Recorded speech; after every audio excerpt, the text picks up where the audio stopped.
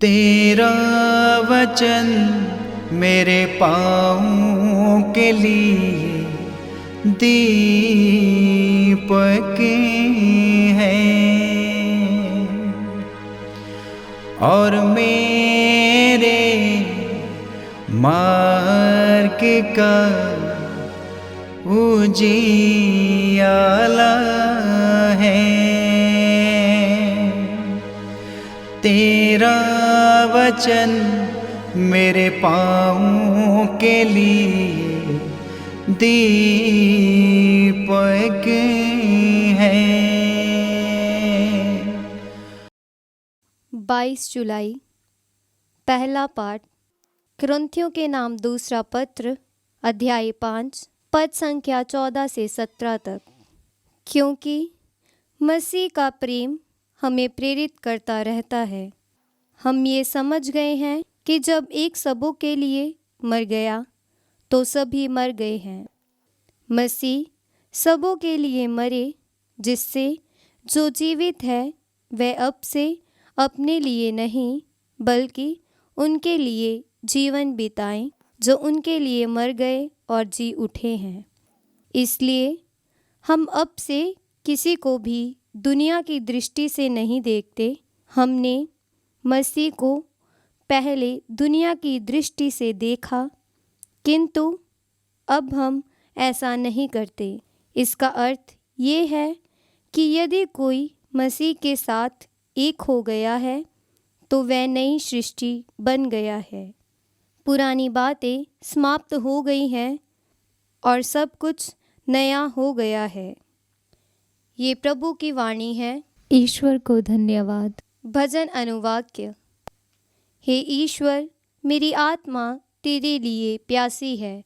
हे ईश्वर, मेरी आत्मा तेरे लिए प्यासी है। ईश्वर, तू ही मेरा ईश्वर है।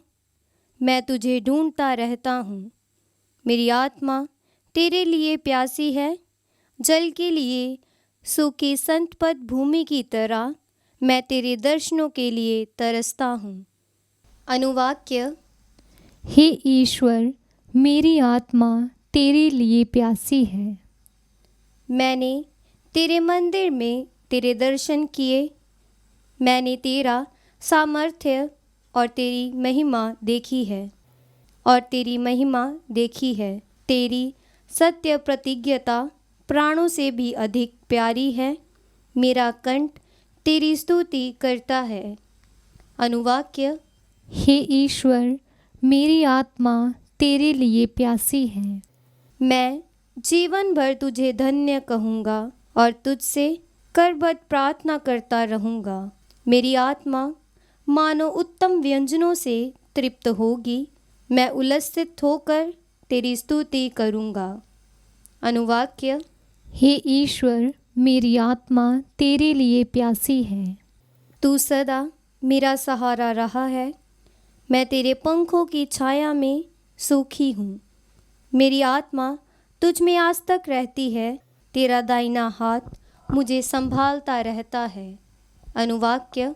हे ईश्वर, मेरी आत्मा तेरे लिए प्यासी है। जय घोष। हालेलुया। अनुवाक्य। हालेलुया। मरियम, हमें बताओ, तुमने रास्ते में क्या देखा? मैंने जीवित प्रभु की महिमा देखी। मैंने उसकी खाली कब्र देखी। अनुवाक्य।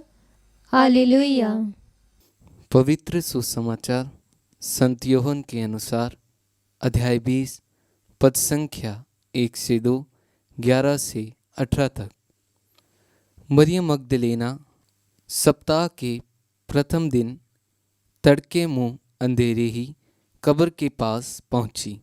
उसने देखा कब्र पर से पत्थर हटा दिया गया है। उसने सिमोन पेत्रुस तथा उस दूसरे शिष्य के पास जिसे ईसा प्यार करते थे दौड़ती हुई आकर कहा, वे प्रभु को कब्र में से उठा ले गए हैं और हमें पता नहीं कि उन्होंने उनको कहाँ रखा है। मरियम कब्र के पास बाहर रोती रही। उसने रोते रोते झुककर कब्र के भीतर दृष्टि डाली और जहाँ ईसा का शव रखा हुआ था वहाँ उजले वस्त्र पहने 2 स्वर्गदूतों को बैठा हुआ देखा, एक को सिरहाने और दूसरे को पैताने। दोनों ने उससे कहा, बद्रे, आप क्यों रोती हैं? उसने उत्तर दिया, वे मेरे प्रभु को उठा ले गए हैं और मैं नहीं जानती कि उन्होंने उनको कहाँ रखा है। वह ये कहकर मुड़ी और उसने ईसा को वहाँ खड़ा देखा, किंतु उन्हें पहचान नहीं सकी। ईसा ने उससे कहा, बद्रे, आप क्यों रोती हैं? किसे ढूंढती हैं?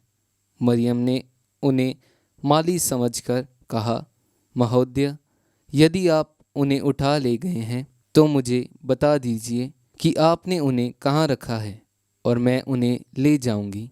इस पर ईसा ने उससे कहा, मरियम। उसने मुड़कर इब्रानी में उनसे कहा, रब्बोनी, अर्थात गुरुवर। ईसा ने उससे कहा, चरणों से लिपटकर मुझे मत रोको, मैं अब तक पिता के पास ऊपर नहीं गया हूँ।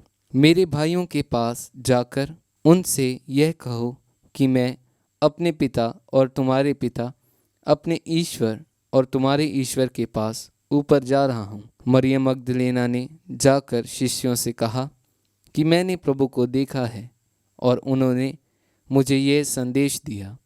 यह प्रभु का पवित्र सुसमाचार है। क्रिस्त की जय।